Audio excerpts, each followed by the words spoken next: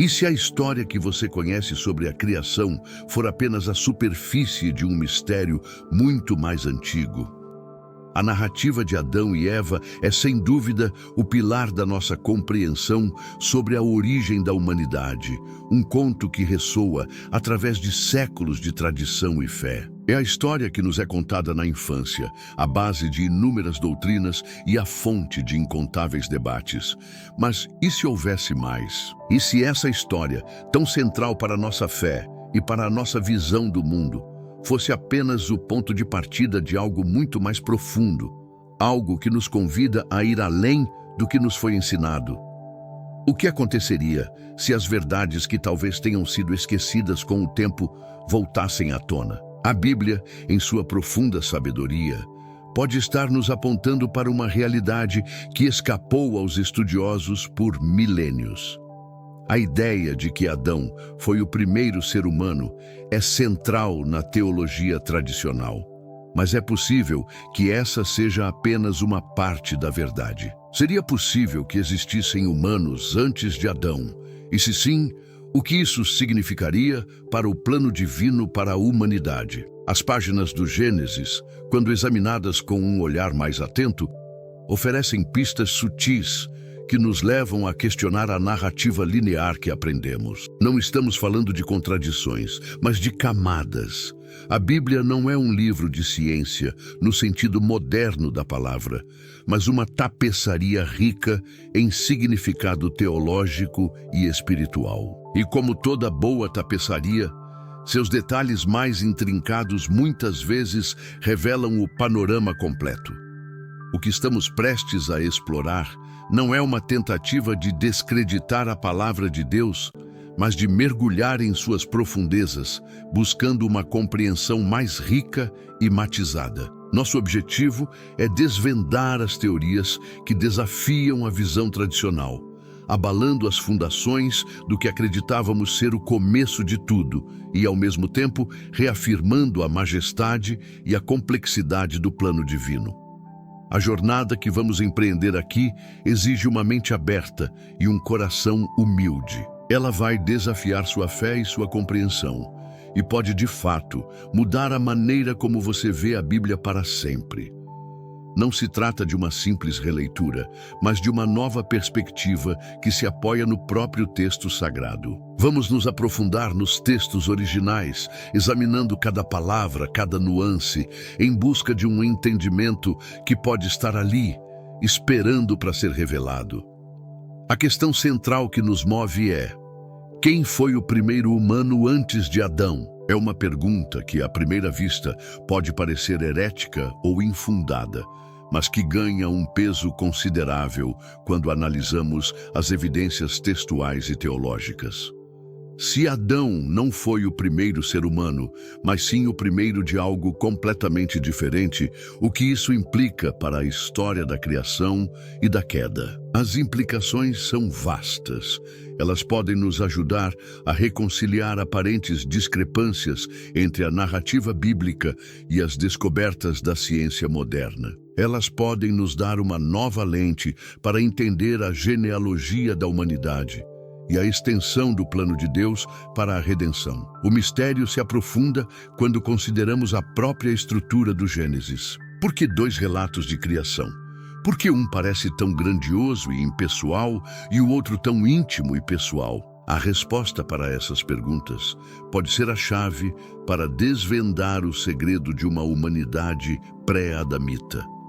O primeiro relato nos fala de um Criador que ordena a existência de forma grandiosa, enquanto o segundo nos mostra um Deus que se debruça sobre a terra, moldando e soprando vida. Essa dualidade não é um erro ou uma redundância, é uma pista. A teoria que propomos aqui não é nova. Ela tem sido discutida por estudiosos e teólogos por séculos, embora muitas vezes relegada ao campo da especulação mística. No entanto, ao revisitarmos o texto com essa perspectiva em mente, as peças do quebra-cabeça começam a se encaixar de uma forma surpreendente. O quebra-cabeça inclui as perguntas de Caim sobre quem o mataria, a existência de uma cidade que ele construiu e a própria linguagem hebraica que distingue entre a humanidade em geral e o indivíduo Adão. Cada um desses elementos aponta para a mesma direção.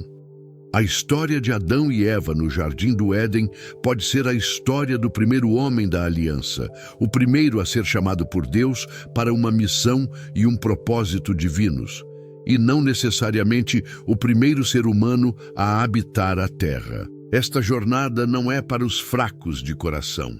Ela vai desafiar tudo o que você pensava que sabia sobre suas origens, sua fé e a própria natureza da palavra de Deus. Mas ao final, ela pode te oferecer uma compreensão mais rica, mais profunda e mais gloriosa do plano de redenção de Deus. Não se trata de desconstruir a Bíblia, mas de reconstruir nossa compreensão dela em uma escala maior e mais majestosa. O mistério que estamos prestes a desvendar não é uma ameaça à fé, mas um convite a uma jornada mais profunda com o Criador. Então, você está pronto para uma jornada que mudará a maneira como você pensa sobre a história da criação? A verdade oculta no Gênesis está pronta para ser revelada. Vamos mergulhar no mistério juntos, virando as páginas de nossas Bíblias para o próprio berço de tudo. Prepare-se para descobrir que a história da humanidade é muito mais vasta e fascinante do que você jamais imaginou. Vamos começar nossa jornada onde o mistério se esconde à vista de todos, nos capítulos iniciais do Gênesis. À primeira vista, a Bíblia parece apresentar uma história única e direta da criação, uma narrativa que à primeira leitura flui de forma contínua, do caos à ordem, da escuridão à luz. É a história que todos nós pensamos que conhecemos, aquela que nos foi transmitida por gerações em escolas dominicais e lares. Mas se você se aprofundar, notará algo que muitos ignoram. O que pensamos ser um único e coeso relato da criação são, na verdade, duas histórias distintas. E essas histórias, embora intimamente relacionadas, não são idênticas. Elas se complementam de forma a construir uma tapeçaria de significado que vai muito além da simples cronologia dos eventos. A primeira narrativa, encontrada em Gênesis 1, 26, 27, apresenta um quadro amplo e majestoso da criação. Lemos: Então disse Deus: Façamos o homem à nossa imagem, conforme a nossa semelhança, e domine sobre os peixes do mar, e sobre as aves dos céus, e sobre o gado, e sobre toda a terra, e sobre todo o réptil que se move sobre a terra. E criou Deus o homem à sua imagem. A imagem de Deus o criou. Homem e mulher os criou. É o clímax de uma série de decretos divinos. Deus fala e a humanidade é formada. Mas há algo marcante na linguagem aqui que merece nossa atenção. Esta não é uma criação pessoal. Não há nomes, nem menção a um local específico, nem o tipo de detalhe que sugere uma interação íntima. Em vez disso, é uma arrebatadora criação cósmica da humanidade, descrita de uma forma quase majestosa. A humanidade, tanto masculina quanto feminina, é criada coletivamente. O foco está na espécie, não no indivíduo. A humanidade é criada à imagem de Deus para governar a Terra, uma responsabilidade que nos foi concedida para administrar o mundo ao nosso redor. O tom é expansivo, quase como se o Criador estivesse no topo de uma montanha, olhando para toda a criação e declarando que ela é boa. O homem e a mulher são criados juntos, como a culminação da criação, colocados em pé de igualdade como portadores da imagem divina. A narrativa de Gênesis 1 é um hino à criação, um poema que celebra a obra de Deus e o lugar especial da humanidade nela. A primeira história da criação é como uma fotografia panorâmica, capturando o vasto escopo do plano de Deus. Ela nos dá a visão geral, a grande ideia. Deus criou a humanidade à sua imagem para dominar a terra. Mas não há detalhes sobre como isso aconteceu, quem eram essas pessoas ou onde elas estavam. É uma criação universal, abrangente, É a humanidade como espécie, como um decreto divino que se estende por todo o cosmos. E aqui reside um dos primeiros segredos. Se Gênesis 1 é a criação de toda a humanidade, então quem são essas pessoas? São elas que dão vida à teoria da criação pré-adamita, a ideia de que a Terra já estava povoada por humanos quando Adão foi criado. A narrativa de Gênesis 1 é, portanto, a história da criação do gênero humano, sem especificações de nomes ou locais, um ato global de povoamento. Mas a nossa investigação não para por aqui. Pelo contrário, ela apenas começa, pois ao virarmos a página para Gênesis 2, o tom muda drasticamente e com ele a perspectiva. Se Gênesis 1 é uma fotografia panorâmica, Gênesis 2 é um retrato em close-up. A linguagem se torna íntima e pessoal. A distância desaparece e somos convidados para um momento de profunda conexão entre o Criador e a criatura. Em Gênesis 2:7 lemos: "E formou o Senhor Deus o homem do pó da terra, e soprou em suas narinas o fôlego da vida, e o homem se tornou alma vivente." Este não é mais um decreto amplo e abrangente. Deus não fala simplesmente, ele age. Ele forma um homem do próprio pó da terra, modelando-o com suas próprias mãos. O homem, Adão, não é apenas uma reflexão cósmica tardia. Ele é o produto de um cuidado íntimo e da arte divina. A criação é pessoal, em total contraste com o tom impessoal de Gênesis 1. Deus se comporta como um oleiro com barro, moldando Adão com precisão e amor, dando-lhe vida com sua própria respiração. É um momento de profunda intimidade e significado. Em seguida, a narrativa nos mostra a criação da mulher, que também é pessoal e terna, destacando a unidade e a profunda conexão entre o homem e a mulher. Mas, ao contrário de Gênesis 1, onde ambos são criados simultaneamente, em Gênesis 2, a mulher é criada a partir do homem. Este ato não é apenas físico, mas simbólico e rico em significado. Ela não é apenas mais uma criação, ela é uma companheira, uma parceira para o homem, e seu próprio ser está entrelaçado com a existência dele. Esta dualidade levanta uma questão vital. Por que temos dois relatos diferentes da criação? No primeiro, a humanidade é criada como um coletivo, masculino e feminino juntos. No segundo, um único homem é criado primeiro, seguido pelos animais e depois pela mulher. Seria isso uma contradição ou algo completamente diferente? A resposta a essa pergunta tem sido debatida por estudiosos e teólogos por séculos. Alguns argumentam que Gênesis 2 é simplesmente uma versão mais detalhada de Gênesis 1, como uma câmera que se move de uma tomada grande angular para um close-up. Outros, no entanto, acreditam que estas são duas histórias distintas, escritas a partir de diferentes perspectivas ou tradições, cada uma oferecendo uma camada diferente de significado.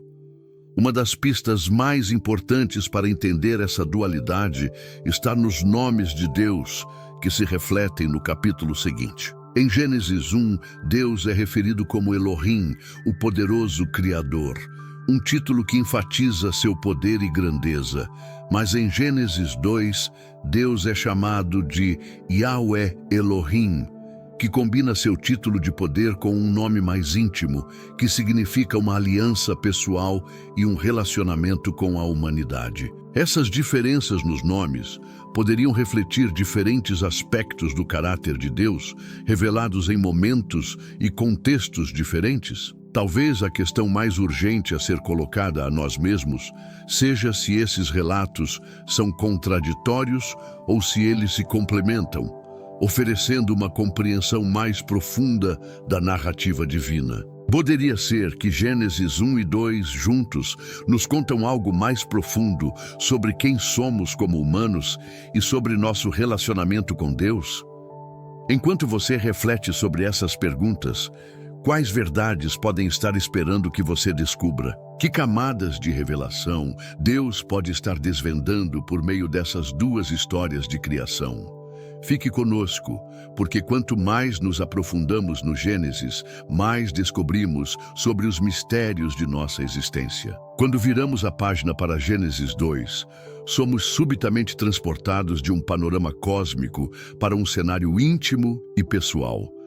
É como se a câmera, que antes nos mostrava o vasto teatro da criação, agora fizesse um zoom em um ponto focal, revelando a arte e o cuidado de um Criador que não apenas fala, mas também se abaixa para moldar. Em Gênesis 2:7 lemos: "E formou o Senhor Deus o homem do pó da terra, e soprou em suas narinas o fôlego da vida, e o homem se tornou alma vivente." Mas em Gênesis 2, somos apresentados a Yahweh Elohim, um Deus que se relaciona, que se aproxima de sua criação com um cuidado artesanal. Ele não apenas fala a vida para a existência, ele a forma com suas próprias mãos. O verbo formou, em hebraico yatsar, é o mesmo usado para descrever o trabalho de um oleiro que molda o barro. De repente, a perspectiva se torna íntima e pessoal. Adão não é apenas um resultado de um decreto distante, ele é o produto de um cuidado meticuloso, de uma obra de arte divina. A poeira da terra, o material mais humilde e comum, é transformada em um ser vivo, não por mágica, mas por um toque íntimo do Criador. O ato de Deus, soprar o fôlego da vida nas narinas de Adão, é o ápice dessa intimidade. É a transferência de uma parte da própria essência divina para a criatura, transformando um corpo inerte em uma alma vivente. Nefesh Chaya. Este é o primeiro grande contraste com a narrativa de Gênesis 1. Ali, a criação da humanidade é descrita de forma coletiva e grandiosa. Homem e mulher os criou. Não há pó, não há sopro, apenas o poder de uma palavra. Mas aqui, a criação é um evento singular, focado em um único indivíduo, Adão, que será colocado em um lugar especial e receberá uma tarefa única. E o drama se aprofunda. Em seguida, a narrativa nos mostra a criação da mulher, que também é pessoal e terna, destacando a unidade e a profunda conexão entre o homem e a mulher. Gênesis 2:18-22 nos diz: "E disse o Senhor Deus: Não é bom que o homem esteja só. Far-lhe-ei uma ajudadora idônea para ele." Então o Senhor Deus fez cair um sono pesado sobre Adão, e este adormeceu, e tomou uma das suas costelas, e fechou a carne em seu lugar. E da costela que o Senhor Deus tomou do homem, formou uma mulher, e a trouxe a Adão.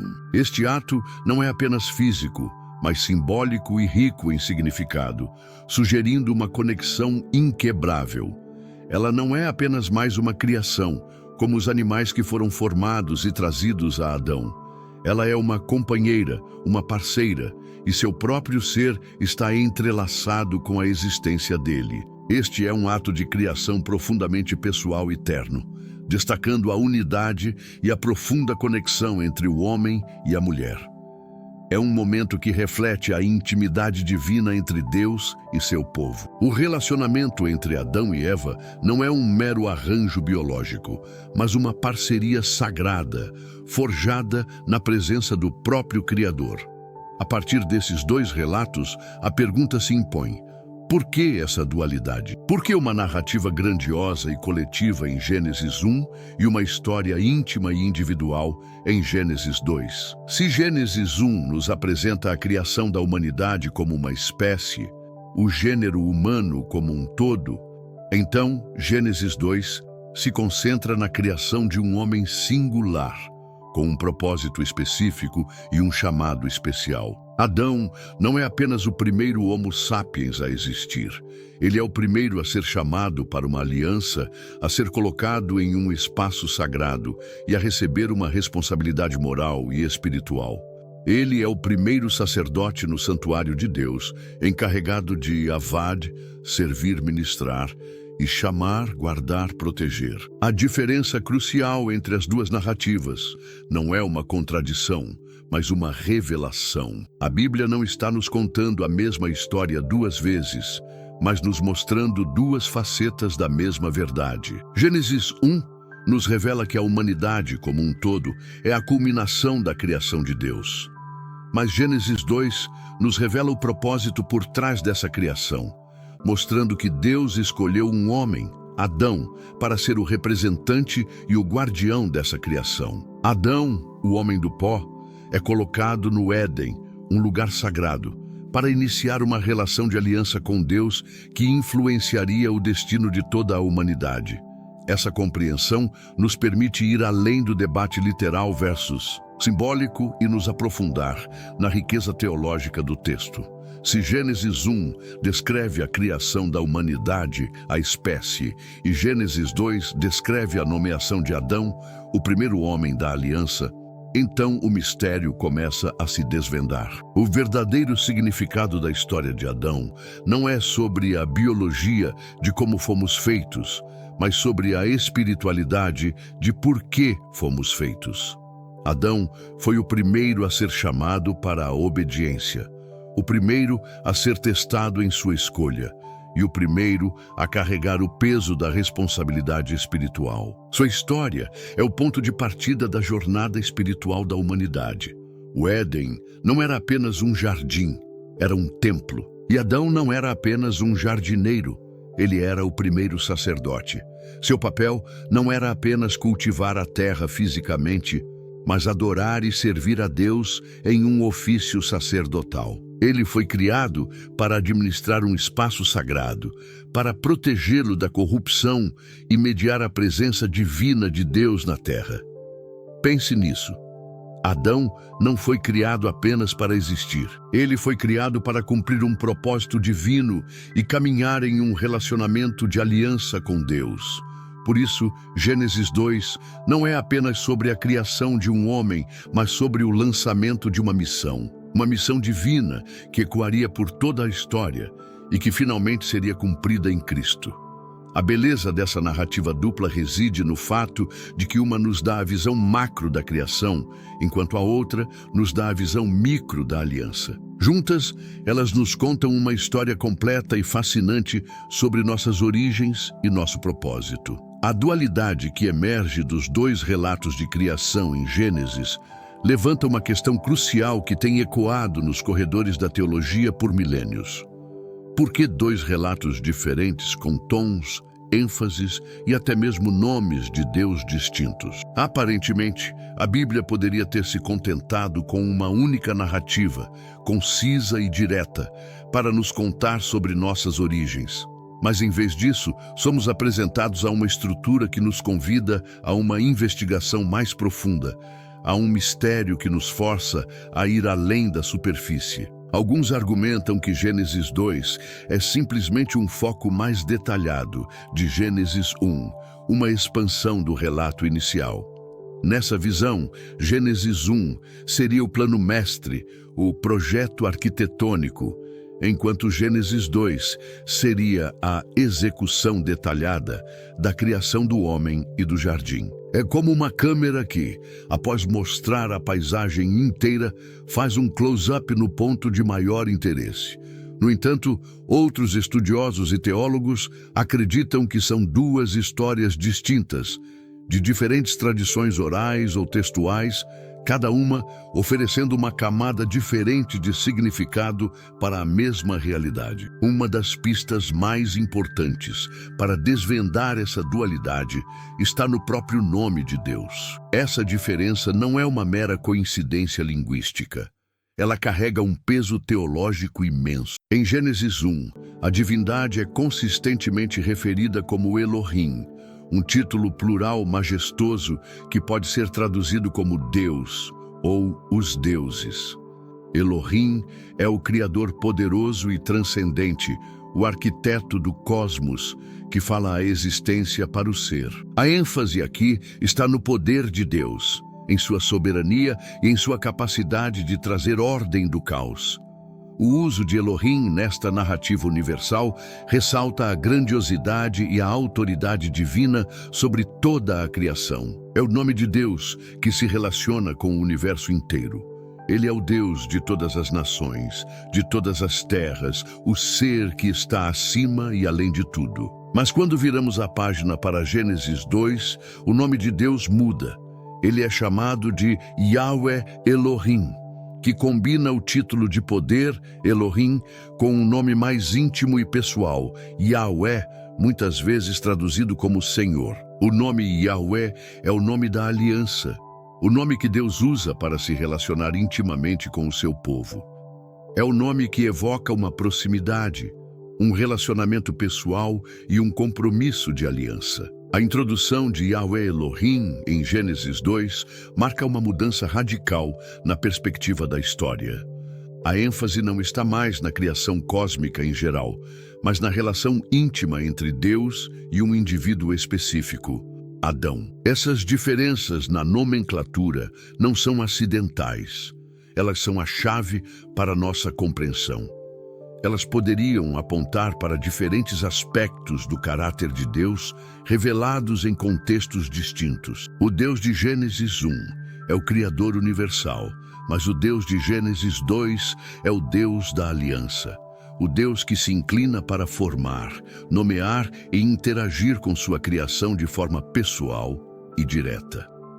Ele é o oleiro que molda o barro, o jardineiro que planta o Éden e o amigo que caminha no jardim. A mudança de nome sinaliza uma transição do universal para o particular, do cósmico para o pessoal, da criação da humanidade como espécie para a eleição de Adão como o primeiro líder espiritual. Juntas, essas narrativas nos dão uma compreensão mais profunda sobre quem somos e nosso relacionamento com o divino. A Bíblia, em sua sabedoria, não nos dá apenas uma, mas duas lentes para enxergar nossa origem. Uma lente nos mostra que fomos criados de forma universal e majestosa, à imagem e semelhança de um Deus poderoso. A outra lente nos mostra que, em um ato de profunda intimidade, Deus selecionou um homem para ser o portador de uma missão sagrada, o início de uma aliança que moldaria o destino da humanidade. A dualidade não é uma contradição, mas um complemento. Gênesis 1 e 2 se reforçam mutuamente, pintando um quadro completo de uma criação que é ao mesmo tempo grandiosa em seu escopo e íntima em seu propósito. O mistério não é se Adão foi criado, mas por que o relato de sua criação é tão diferente do relato de Gênesis 1. A resposta, sugerida por essa mudança de nome, é que Gênesis 2 não é apenas sobre a criação biológica de Adão, mas sobre sua criação teológica. Ele foi o primeiro a ser chamado, o primeiro a entrar em um relacionamento de aliança e o primeiro a ser encarregado de uma responsabilidade moral. Essa perspectiva nos permite ver a história de Adão não como o começo da existência humana per se, mas como o começo do relacionamento entre Deus e a humanidade, um relacionamento que é a espinha dorsal de toda a narrativa bíblica. O que essas diferenças nos nomes de Deus nos revelam? Elas nos mostram um Deus que é tanto o Criador majestoso do universo, quanto o Pai amoroso que se aproxima de seus filhos. Elas nos convidam a enxergar a história de Adão e Eva não como um conto isolado, mas como o ponto de partida de uma jornada espiritual que se estende por toda a história da salvação. Adão não é apenas o primeiro homem, ele é o primeiro parceiro da aliança, e a história de sua queda é a história da humanidade em seu relacionamento quebrado com o divino, um relacionamento que só pode ser restaurado por meio do último Adão, Jesus Cristo. Então, ao revisitarmos o Gênesis, somos convidados a ir além da leitura superficial e a nos aprofundar na riqueza do texto.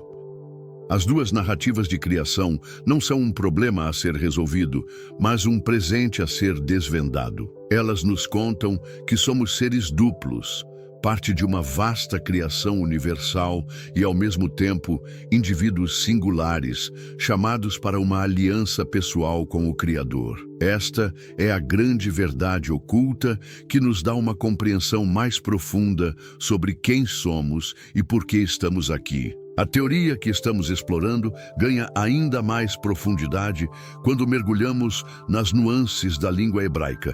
e revisitamos um versículo que, à primeira vista, pode parecer insignificante. Em Gênesis 2:5, lemos: "E não havia homem para lavrar a terra." Essa frase sutil, mas carregada de significado, é um ponto de virada na nossa compreensão. Sugere que a criação de Adão não foi apenas um ato de povoar um mundo vazio, mas um ato de preencher uma necessidade muito específica, um propósito que ia além da mera existência biológica. A humanidade, como espécie, pode já ter existido, mas faltava algo crucial: um guardião, um sacerdote, um mordomo. A frase "para lavrar a terra" é a chave para desvendar esse mistério.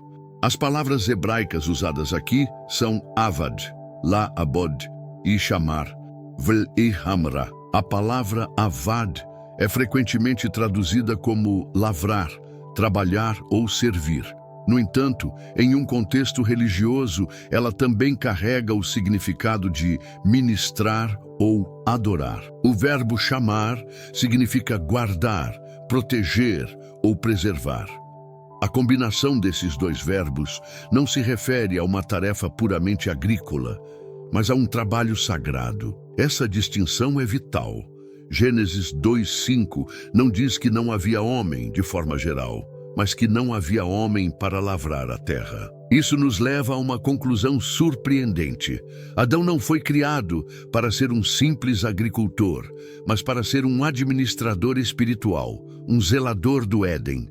Ele foi o primeiro mordomo, o primeiro sacerdote de um espaço sagrado. A sua missão ia muito além de plantar e colher. Sua responsabilidade era ministrar o jardim e protegê-lo de qualquer tipo de corrupção ou mal. É fascinante notar que esses mesmos verbos, avad e chamar, são usados mais tarde na Bíblia para descrever o trabalho dos sacerdotes no tabernáculo. Em Números 3:7 e 8, por exemplo, os sacerdotes levitas são designados para guardar a responsabilidade, chamar, e fazer o serviço, avad, do tabernáculo. Em Números 8:26, eles são novamente instruídos a ministrar, avad, no tabernáculo. O paralelo é inconfundível. O Éden não era apenas um jardim luxuriante, era um santuário, um protótipo do templo, um lugar de encontro entre o divino e o humano. E Adão não era um mero jardineiro. Ele era o primeiro sacerdote de Deus, com um chamado sagrado para servir e proteger a presença divina na terra. Essa perspectiva muda tudo. A criação de Adão não foi um ato isolado no tempo e no espaço, mas o início de uma missão divina. Ele foi o primeiro a ser encarregado de uma responsabilidade sagrada, o primeiro a ser chamado para a liderança espiritual. A sua existência não se limitava à biologia, ela tinha um propósito profundo e teológico. Adão foi criado com uma função específica, uma vocação que o diferenciava de qualquer outro ser que pudesse existir fora do Éden. Ele foi o homem da aliança, o escolhido para iniciar uma relação com Deus, que moldaria o destino de toda a humanidade. A ideia de que Adão foi o primeiro sacerdote no santuário do Éden nos ajuda a entender a gravidade da sua desobediência. Ele não pecou apenas como um indivíduo, ele falhou em seu papel sacerdotal. Ele não guardou o santuário de Deus. Sua escolha de desobedecer não foi apenas um deslize pessoal, mas uma falha em sua missão de administrar e proteger o lugar sagrado. A queda não foi apenas sobre comer um fruto, foi sobre a quebra de uma aliança, a falha de um sacerdote em seu posto. Portanto, a história de Adão em Gênesis 2 não é um simples relato de um homem sendo formado do pó. É o início de um chamado sagrado, o lançamento de uma missão que ecoaria por toda a história. Gênesis 2 nos revela o porquê de Adão. Por que ele foi criado de forma tão íntima? Por que ele foi colocado no Éden? A resposta está em sua vocação. Ele foi o primeiro a ser comissionado para uma aliança divina, a primeira pessoa a ser separada para um propósito sagrado. Essa distinção teológica é muito mais importante do que qualquer debate sobre se ele foi o primeiro ser humano do ponto de vista biológico. A história de Adão é a história do primeiro homem com um destino espiritual, o homem que iniciaria uma linhagem de obediência ou rebelião. O Éden é o berço não apenas de Adão, mas da vocação da humanidade. É o lugar onde a divindade e a humanidade se encontram em perfeita harmonia. E o papel de Adão era manter essa harmonia. Ele era o mediador, o guardião, o sacerdote. E ao falhar em sua missão, ele trouxe a desordem não apenas para si mesmo, mas para toda a sua descendência. O mistério que estamos desvendando aqui nos mostra que o Éden não era apenas o início da vida, mas o início de um propósito. E a história de Adão, com toda a sua riqueza, nos convida a entender nossa própria vida em termos de propósito e chamado, e não apenas de existência. Avançando em nossa jornada através do Gênesis, a trama se complica e o mistério que estamos explorando se aprofunda de maneira inesperada. A narrativa da criação e da queda, que parecia se concentrar exclusivamente em Adão e Eva, de repente se expande, nos apresentando um mundo além dos portões do Éden. Chegamos à história de Caim e Abel, um dos episódios mais conhecidos da Bíblia. A história é um retrato brutal da fragilidade humana e da primeira manifestação de pecado e morte entre os descendentes de Adão. Caim, consumido pelo ciúme pela oferta de Abel que agradou a Deus, ignora o aviso divino e comete o primeiro assassinato da história da humanidade. Após o crime hediondo, Deus confronta Caim e o amaldiçoa. Em Gênesis 4, 11 e 12, lemos: "E agora amaldiçoado és tu desde a terra, que abriu a sua boca para receber da tua mão o sangue do teu irmão. Quando lavrares a terra, ela não te dará mais a sua força, fugitivo e vagabundo serás na terra." O julgamento é severo, e Caim, um lavrador, é expulso da terra que o sustentava. Mas então, a narrativa nos presenteia com uma passagem que tem intrigado leitores e teólogos por séculos, uma passagem que abre uma fenda na nossa compreensão tradicional da história. Em Gênesis 4, 13 e 14, Caim responde a Deus com um desespero que revela um medo profundo.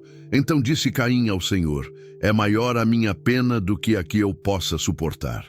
Eis que hoje me lanças da face da terra, e da tua face me esconderei, e serei fugitivo e vagabundo na terra. E será que todo aquele que me achar me matará?" De quem exatamente Caim tem medo?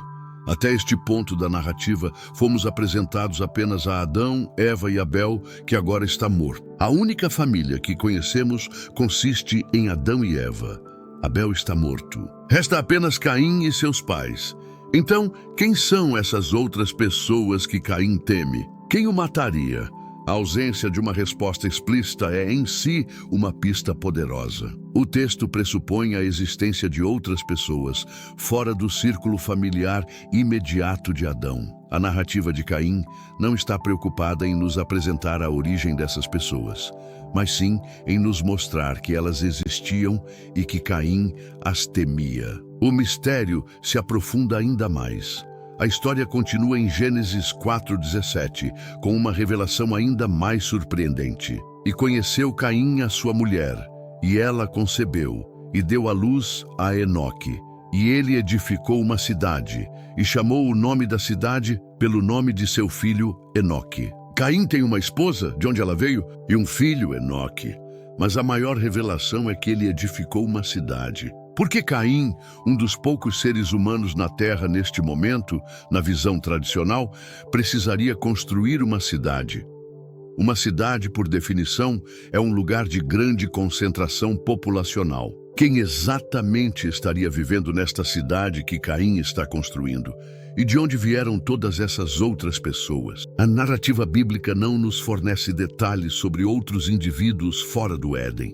Somos apenas informados sobre Adão, Eva, Abel e agora Caim. No entanto, aqui temos Caim falando sobre o medo de ser morto, a existência de uma esposa, a construção de uma cidade e a terra de Nod, para onde ele é exilado.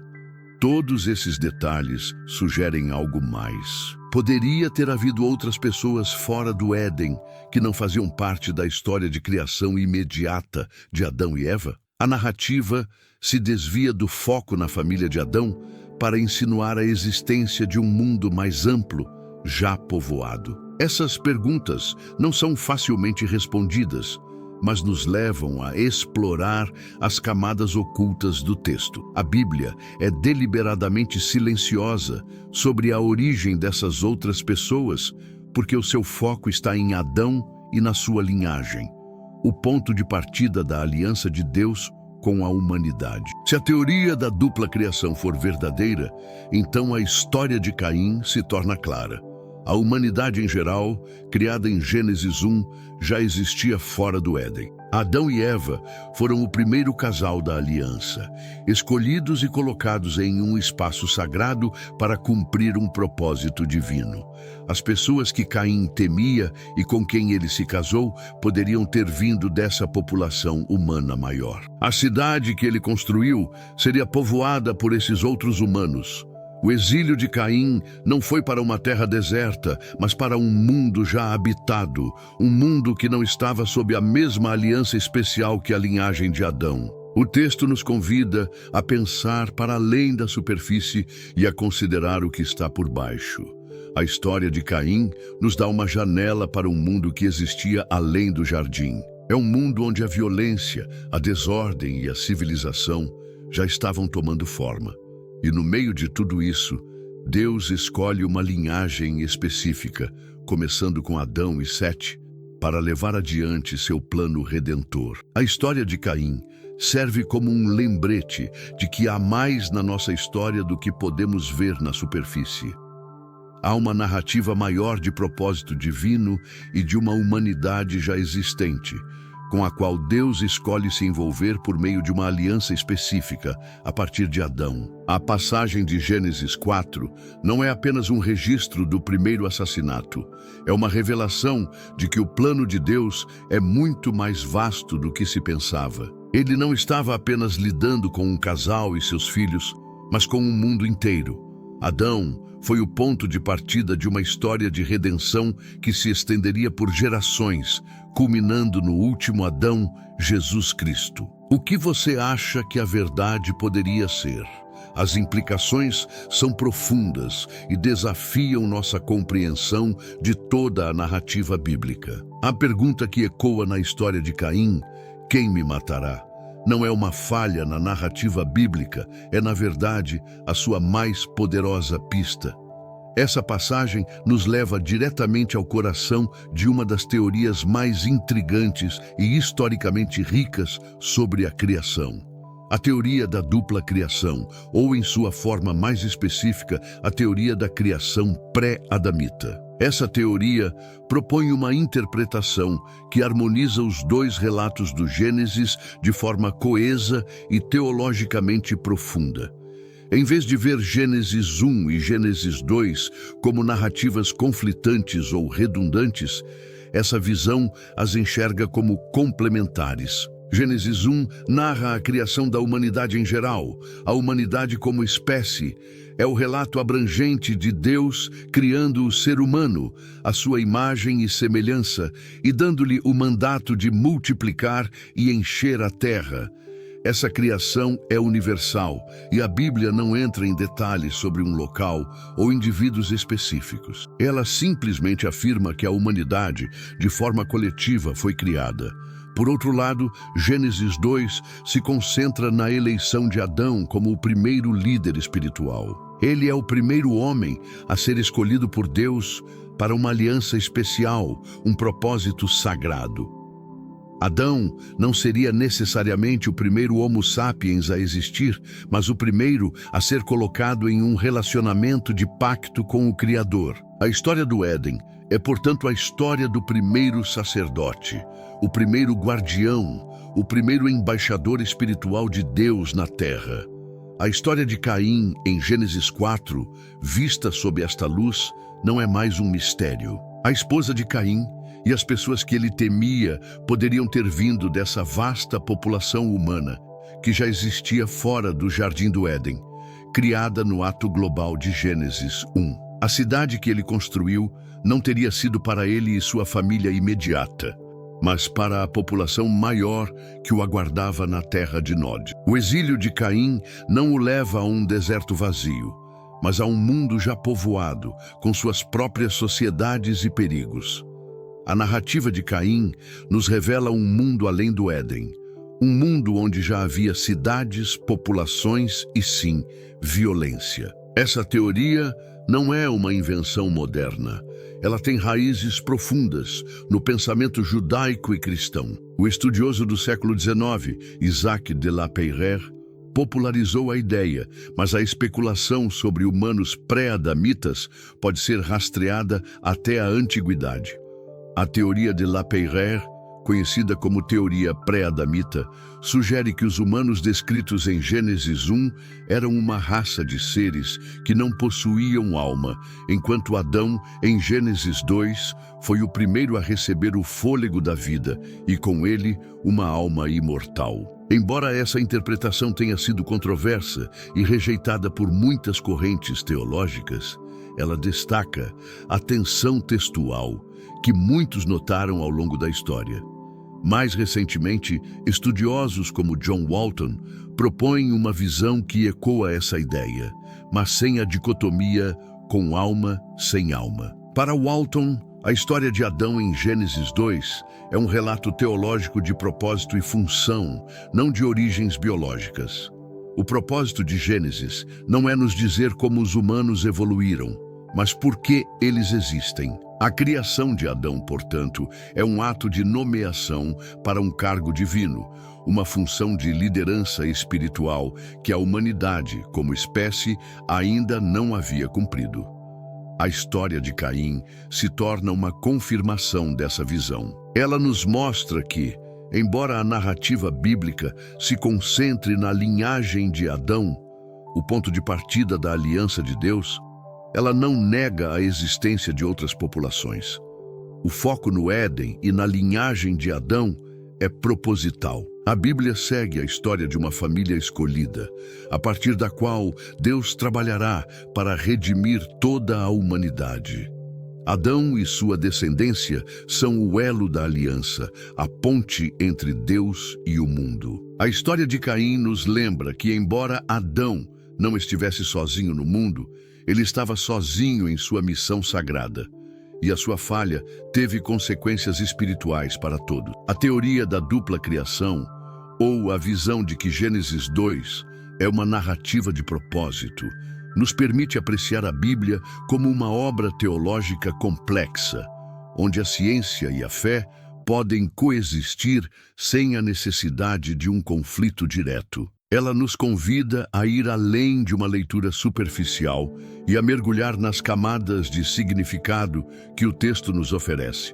A história de Caim, com sua cidade e seu medo, não é um problema a ser resolvido, mas uma porta a ser aberta. Ela nos convida a contemplar um mundo mais vasto e uma história mais complexa, onde a redenção de Deus é tão grande que abrange não apenas a linhagem de Adão, mas toda a humanidade, em toda a sua vasta e misteriosa história.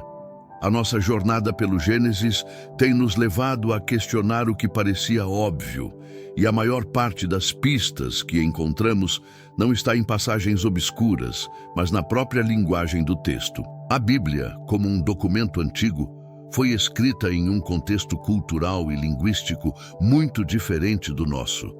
As palavras carregavam múltiplas camadas de significado, e a intenção do autor nem sempre se traduz perfeitamente para o português moderno. É aqui que o mistério de Adão e de toda a criação se aprofunda, revelando que a resposta pode estar menos no o que aconteceu e mais no porquê. A palavra hebraica para homem, Adam, é um exemplo perfeito dessa complexidade. Ela não é apenas um nome próprio como João ou Maria, mas uma palavra que pode se referir a um indivíduo específico, à humanidade em geral, ou a toda a humanidade coletivamente.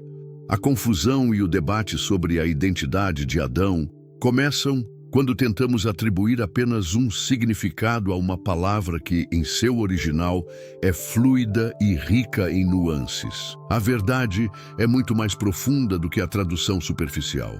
Vamos revisitar Gênesis 1, 26, 27, onde lemos: Então disse Deus: Façamos o homem, Adão, à nossa imagem, conforme a nossa semelhança, e domine sobre os peixes do mar, e sobre as aves dos céus, e sobre o gado, e sobre toda a terra. E criou Deus o homem, Adão, à sua imagem. A imagem de Deus o criou, homem e mulher os criou. Aqui, Adão se refere claramente à humanidade como um todo. A palavra é usada para descrever a espécie humana, tanto masculina quanto feminina, criadas juntas. Não há menção de um nome pessoal, de um jardim ou de um ato de moldagem.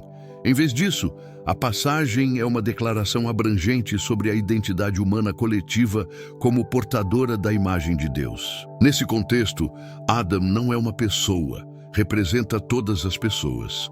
A ênfase é na dignidade e no valor sagrado de toda a humanidade como reflexos da imagem de Deus. Mas à medida que avançamos para Gênesis 2, algo crucial muda. Gênesis 2, 7 diz: Então o Senhor Deus formou o homem, Adão, do pó da terra, e soprou em suas narinas o fôlego da vida, e o homem se tornou alma vivente.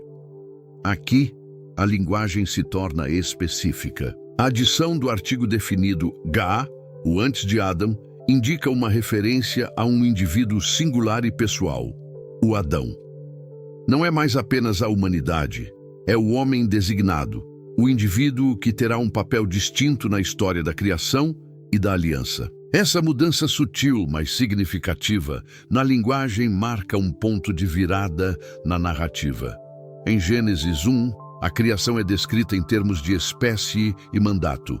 A humanidade é criada para se multiplicar e encher a terra. Em Gênesis 2, o foco se restringe a um homem específico, Adão, que é colocado no Éden com uma missão única e um propósito de aliança. A questão que se impõe é: será que Gênesis 1 está descrevendo a criação da humanidade em geral?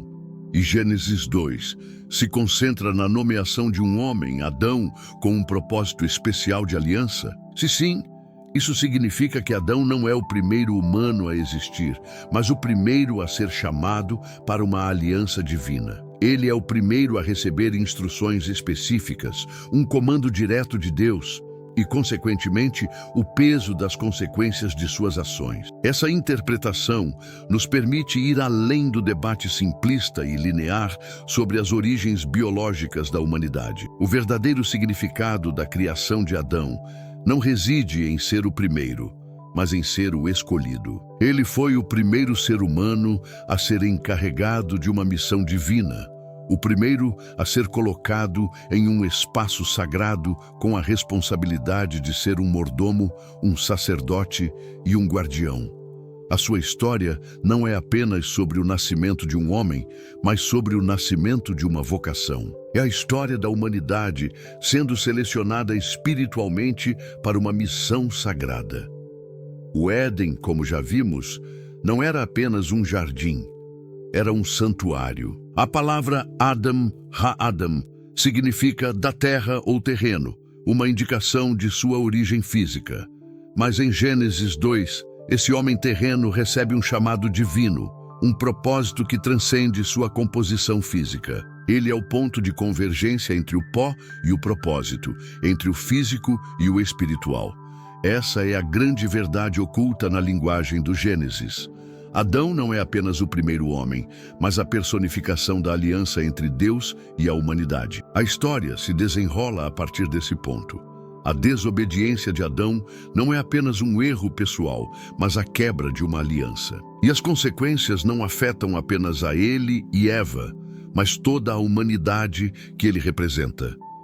O pecado e a morte entram no mundo não porque Adão foi o único homem, mas porque ele foi o homem da aliança, e sua falha ressoou por toda a história humana. A narrativa da Bíblia não está tentando resolver um debate científico. Ela está nos contando uma história de relacionamento, de escolha e de redenção. E a palavra Adam é a chave para entender a profundidade dessa história. Ela nos lembra que somos, ao mesmo tempo, parte de uma vasta criação e indivíduos únicos com um propósito divino.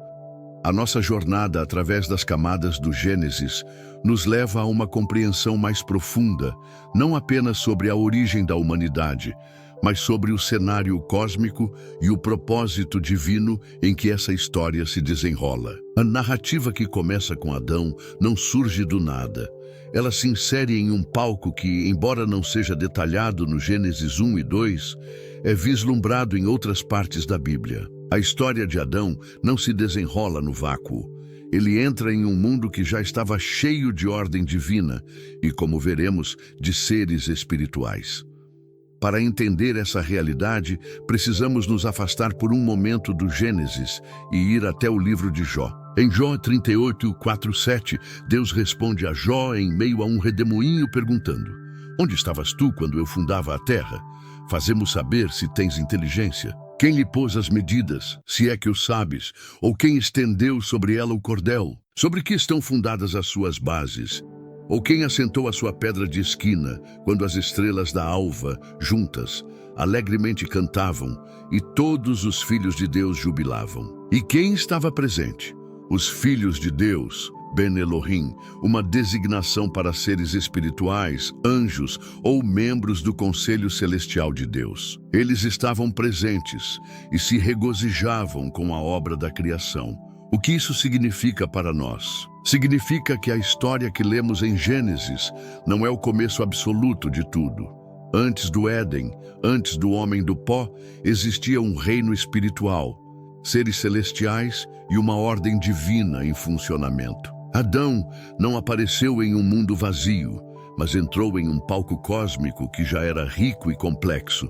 Essa realidade nos força a repensar a natureza do Éden. Éden pode não ser a totalidade da terra, mas sim um espaço sagrado, um santuário onde o céu e a terra colidem. Em Ezequiel 28, 13 e 14, a Bíblia descreve o Éden de uma maneira que evoca a imagem de um templo.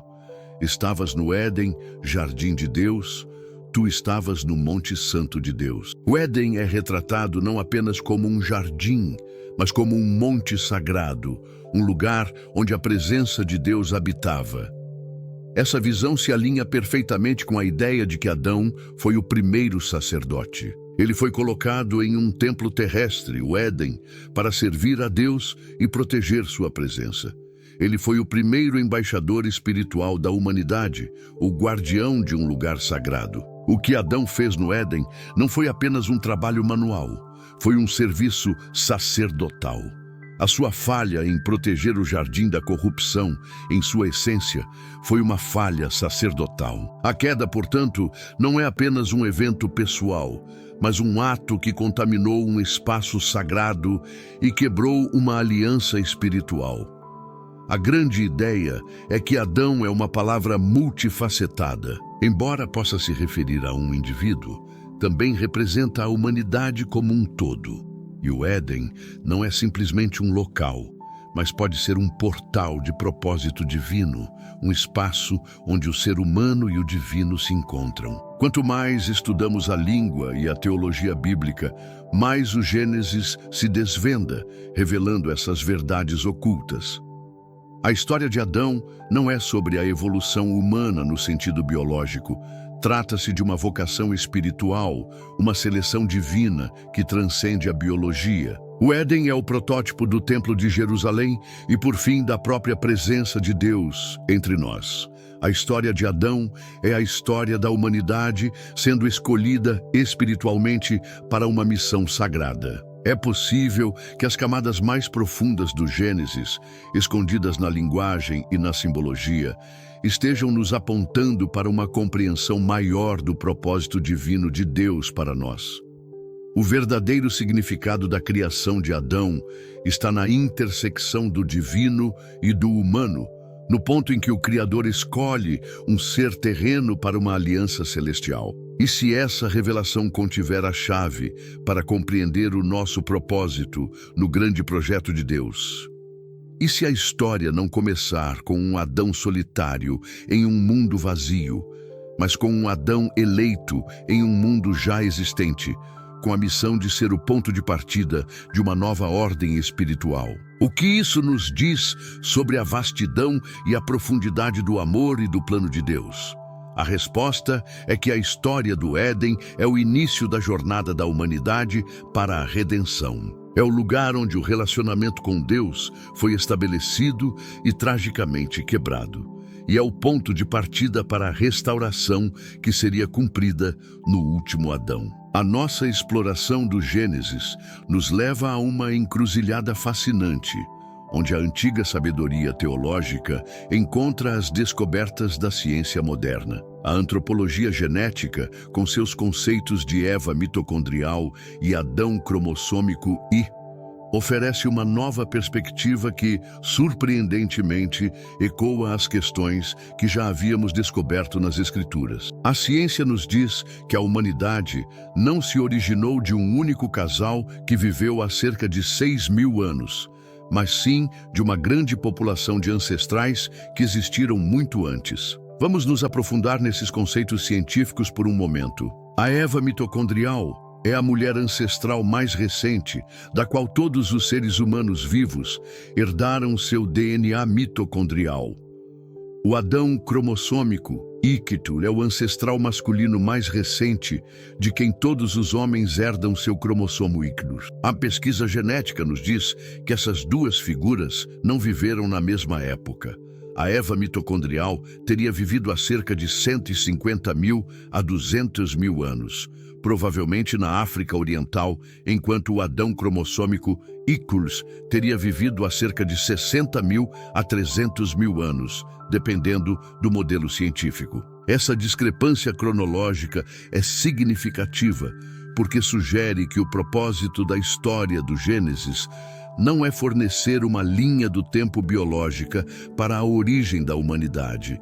Em vez disso, a Bíblia nos oferece uma verdade teológica, uma explicação espiritual e moral de nossos primórdios. Em vez de um relato científico da evolução humana, o Gênesis nos apresenta um paradigma de liderança e representação. É aqui que o apóstolo Paulo, em sua carta aos Romanos, oferece uma clareza impressionante sobre o assunto. Em Romanos 5,12, ele escreve: "Pelo que como por um só homem entrou o pecado no mundo, e pelo pecado a morte, assim também a morte passou a todos os homens, por isso que todos pecaram." Quando ele diz que o pecado entrou no mundo por meio de um homem, ele não está sugerindo que Adão foi o único homem vivo na Terra.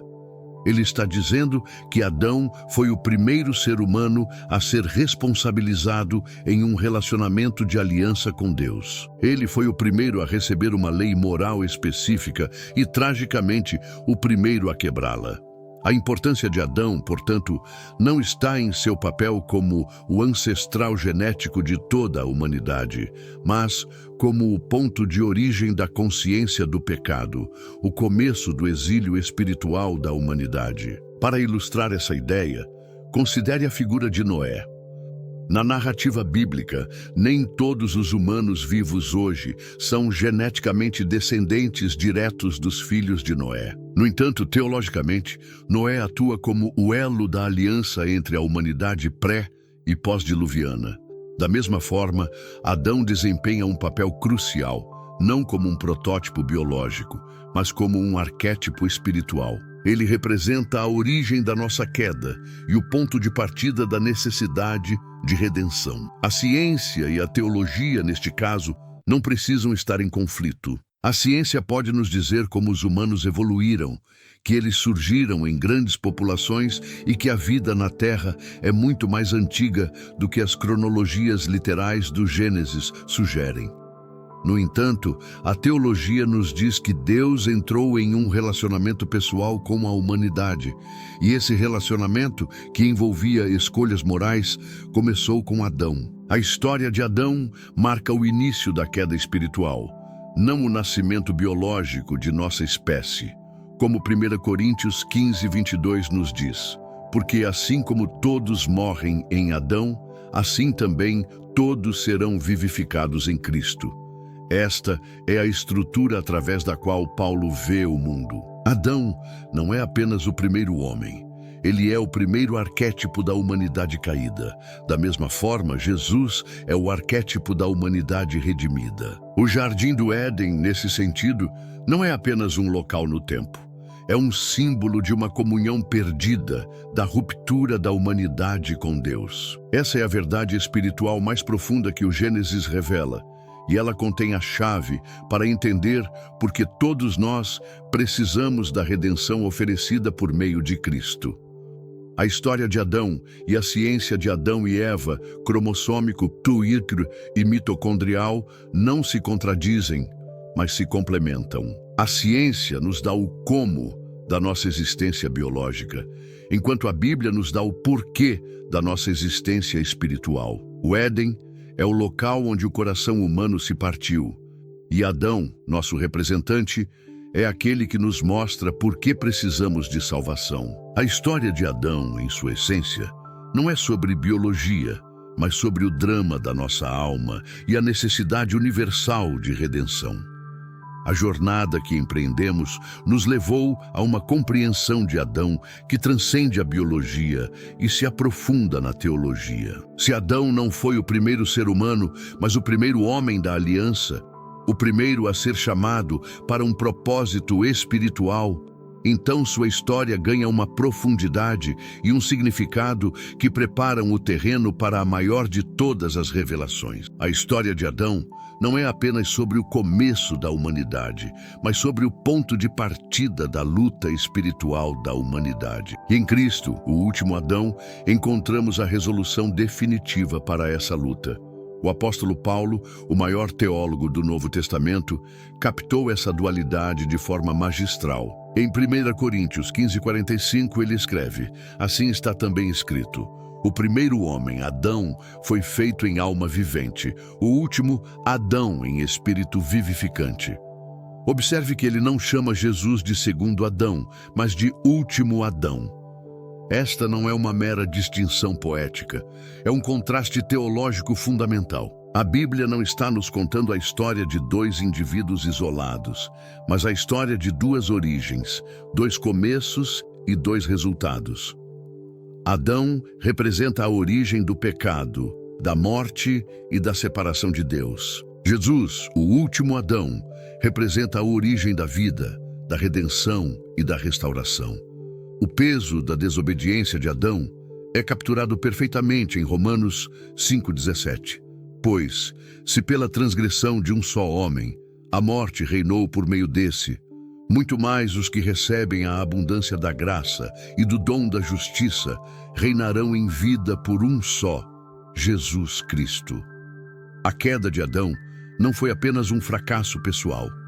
Tornou-se a herança de toda a humanidade. Seu pecado nos arrastou para um legado de vergonha, trabalho árduo e mortalidade. O mundo que conhecemos, com suas lutas e dores, é o eco daquela primeira desobediência. O paraíso foi perdido e a jornada da humanidade para o deserto começou. Mas a beleza do Evangelho é que Jesus não apenas ressuscitou. Ele nos elevou com ele para um novo legado. A obediência do último Adão não apenas reverteu a maldição, ela abriu um caminho para uma nova criação. Onde Adão trouxe o exílio, Jesus traz o retorno para casa. Onde Adão trouxe o trabalho, Jesus oferece descanso. Onde Adão trouxe a morte, Jesus entrega a vida. E não perca este detalhe. Em Lucas 3:38, a genealogia de Jesus remonta a Adão, o Filho de Deus. Isso não é apenas um registro biológico, é uma narrativa espiritual. Jesus, como o Filho de Deus, entra em uma linhagem familiar quebrada para redimir cada fratura que começou com Adão. Do Éden ao Calvário, os paralelos são impressionantes e intencionais. Em um jardim, Adão disse sim a si mesmo e não a Deus.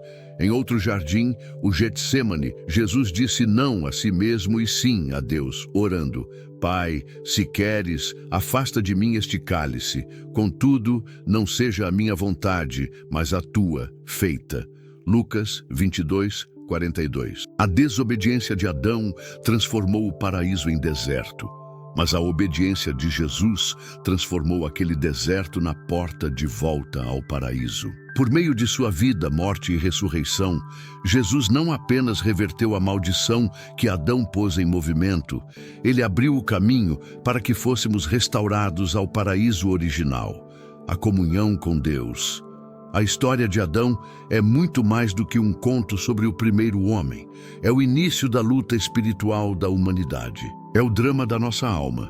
O fracasso de Adão não é apenas um lapso pessoal, mas simboliza a luta que todos nós enfrentamos. A tensão entre a liberdade e a obediência, entre o amor e a rebelião, entre o propósito e o orgulho. Quando olhamos para Adão, vemos a nós mesmos. Mas em Cristo, o último Adão, encontramos a resolução definitiva para essa luta. Por meio dele, recebemos não apenas a vida física, mas a vida espiritual, abundante e eterna. É por isso que a história de Adão, tão antiga quanto ainda fala às nossas almas modernas. Porque ela nos lembra da nossa condição caída e da nossa necessidade desesperada de um Salvador. A mensagem de Gênesis é que, embora Adão tenha falhado, o plano de Deus nunca foi frustrado. Do Éden ao Calvário, do pó à glória, a Bíblia nos conta a história de dois Adãos.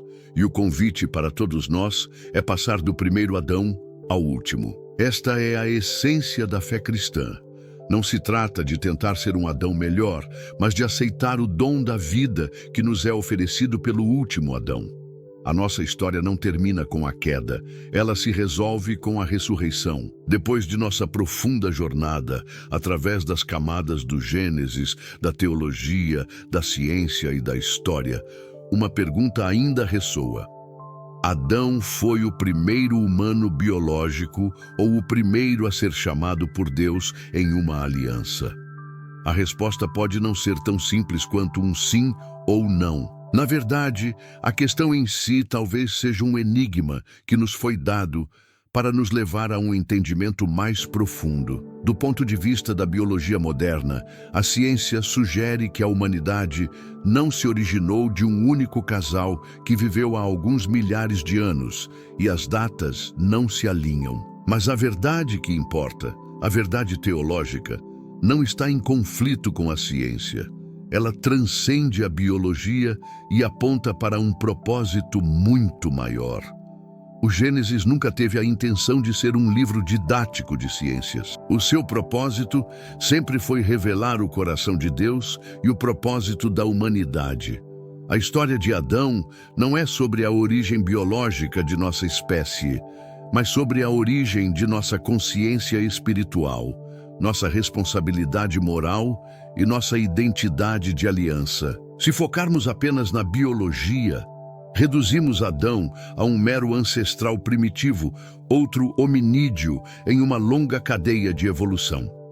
Mas, se o entendermos através das lentes do propósito divino, ele se torna um símbolo do nosso destino espiritual. A história de Adão não nos diz apenas o que aconteceu. Ela nos diz por que estamos aqui. Em Gênesis 2:9 lemos: E o Senhor Deus fez brotar da terra toda a árvore agradável à vista e boa para comer, e a árvore da vida no meio do jardim, e a árvore do conhecimento do bem e do mal. Duas árvores. Uma representa a vida eterna e a comunhão com Deus. A outra, o direito de definir o bem e o mal, a parte dele. Isso não é apenas uma descrição de um jardim antigo, é o drama de cada alma humana. Nós confiamos na sabedoria de Deus ou buscamos a nossa própria? Nós andamos em harmonia com o Criador ou nos rebelamos e escolhemos nosso próprio caminho? Adão importa por isso. Não porque ele nos deu a cor do cabelo ou os cromossomos, mas porque ele reflete a condição humana. A história de Adão espelha a tensão que todos nós vivenciamos entre a liberdade e a obediência, entre o amor e a rebelião, entre o propósito e o orgulho. Quando olhamos para Adão, vemos a nós mesmos. Como Adão, somos chamados para administrar o que Deus nos deu. Somos colocados em espaços sagrados onde nos é dada a liberdade, mas também limites. Nós ouvimos a voz de Deus, mas muitas vezes escolhemos ouvir a nossa própria. E como Adão, nós nos escondemos. Nós transferimos a culpa. Nós cobrimos a nossa vergonha. Em Gênesis 3:8, encontramos um dos versículos mais tristes da Bíblia. E eles ouviram a voz do Senhor Deus, que passeava no jardim pela viração do dia. E esconderam-se Adão e sua mulher da presença do Senhor Deus, entre as árvores do jardim. O Criador estava passeando em comunhão com a sua criação.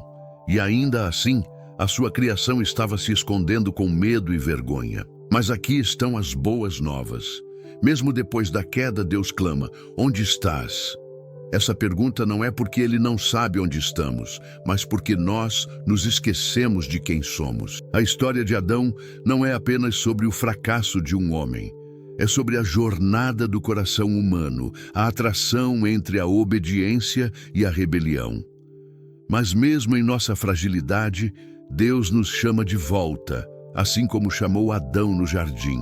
O convite é para que nos vejamos na história de Adão e para que reconheçamos que a resposta à pergunta de Deus é um chamado para retornar. O Gênesis não se trata de contagens populacionais ou cronogramas paleolíticos. Trata-se da primeira aliança de Deus com a humanidade, uma aliança que começa com um homem em um jardim com um comando. Essa é a essência da história.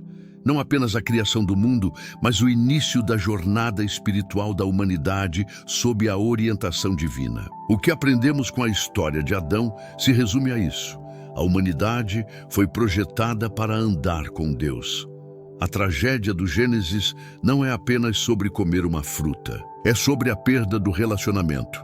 Essa é a verdadeira essência da história do Gênesis, a pulsação de um Criador que cria, chama e redime. Em Oséias 6:7, lemos: mas eles transgrediram a aliança como Adão.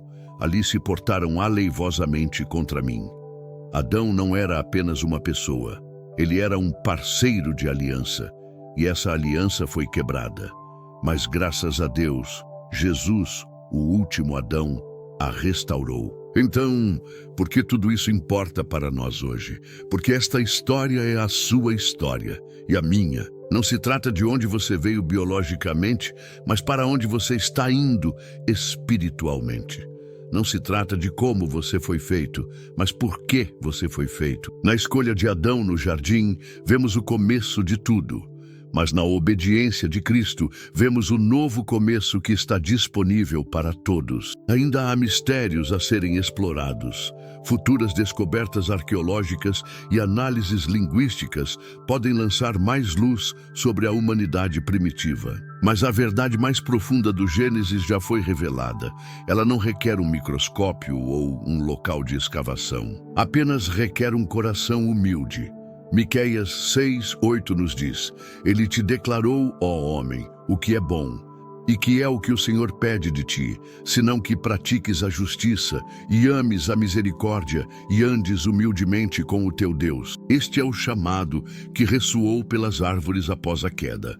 Esta é a batida do coração por trás da história de Adão. A história de Adão não é apenas sobre um homem no passado, mas um espelho para cada pessoa hoje. Como Adão, você foi criado com propósito. Como Adão, você recebeu liberdade e responsabilidade. E como Adão, você está sendo convidado a voltar, a caminhar novamente com Deus. O lindo mistério é que você não precisa voltar no tempo para encontrar o jardim. Você só precisa retornar ao Deus do jardim. Em Apocalipse 2:7 lemos: Ao que vencer, dar-lhe-ei a comer da árvore da vida que está no paraíso de Deus. A história que começou com Adão termina com a restauração, não através do primeiro homem, mas através do último Adão, Jesus Cristo.